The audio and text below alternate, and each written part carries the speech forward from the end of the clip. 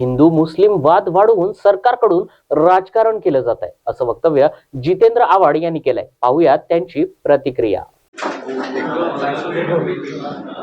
Sir, देश की राजनीति में आज केवल वक्फ बोर्ड पर ही चर्चा हो रही है, लोकसभा में भी उसी पर चर्चा हो रही है। और अरे उनकी चाहत ही है कि देश में सिर्फ इतनी ही चर्चा हो, बेरोजगारी पे मना हो, बढ़ते हुए महंगाई पे ना हो, रुपया जो गिर रहा है इंटरनेशनल मार्केट में और इंटरनेशनल मार्केट में हमारी जो लज्जा निकल रही है उसके ऊपर चर्चा ना हो।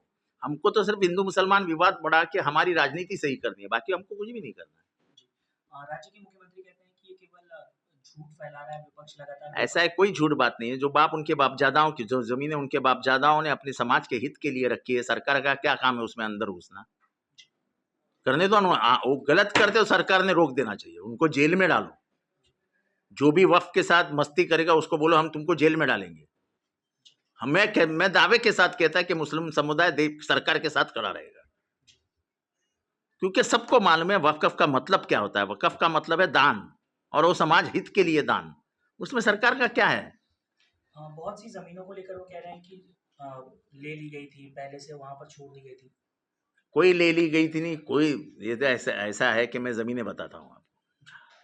हमारे निजाम प्रांत महाराष्ट्र में था, जैसे पूरे भारत में था निजाम प्रांत, हैदराबाद से लेके औरंगाबाद तक।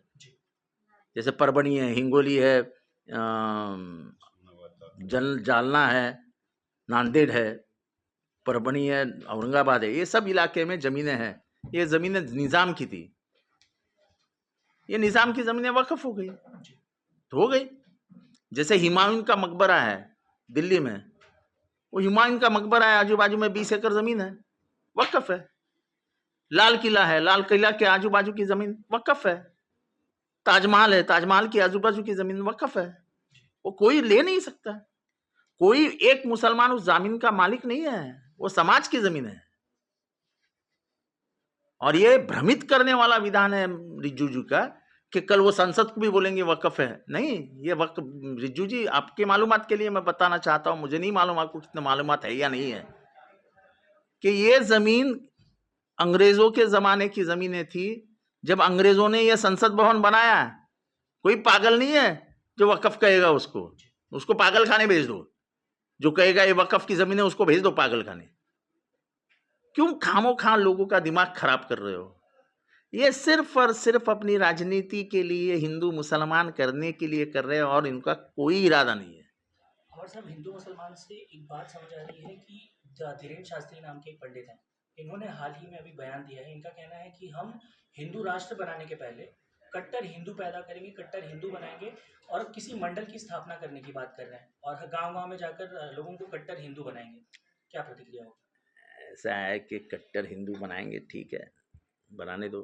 पहले चतुर्वर्ण व्यवस्था खत्म करो। पहले इस हिंदू धर्म में जो अंधकार है, जो जाति व्यवस्था है, उसको चुनौती दे के वो खत्म करो, फिर हम बात करेंगे। लेकिन सर, भारत जैसे देश में जहाँ हम कहते हैं कि सर्वधर्म समभाव, ऐसे देश में हमें संविधान ही मान्य नहीं है अभी। हम सिर्फ संविधान की को लेकर तालियां बजाते हैं, पर हम संविधान को खत्म करने ही निकले हैं। हम संविधान को पैर के नीचे रख के कुचलना ही चाहते हैं। संविधान ने आर्टिकल 19 में कहा है राइट टू रिलीजन, जो फंडामेंटल राइट्स है, जो मूलभूत अधिकार है, उस फंडामेंटल राइट को ही हम इनकार कर रहे हैं, अभी रोकने की कोशिश कर रहे हैं। सरकार का काम ही नहीं है जो धर्म की व्यवस्था है उसके बीच में जाना। वक्फ बोर्ड में इंटरफेयर करने की क्या जरूरत पड़ गई? हमको सिर्फ हिंदू मुसलमान विवाद खड़ा करना है, और कोई काम ही नहीं है हमारा।